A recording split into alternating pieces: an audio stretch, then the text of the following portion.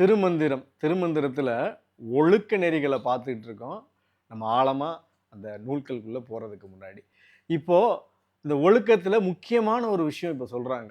என்னோட குரு அடிக்கடி சொல்லுவாங்க, இந்த 3 விஷயத்துலையும் நம்ம ஒரே மாதிரி நிலைப்பாட்டில் இருக்கணும். அப்படி இருந்தால் மட்டும்தான் எந்த ஒரு வளர்ச்சியும் நடக்கும் அப்படின்னு சொல்லுவாங்க.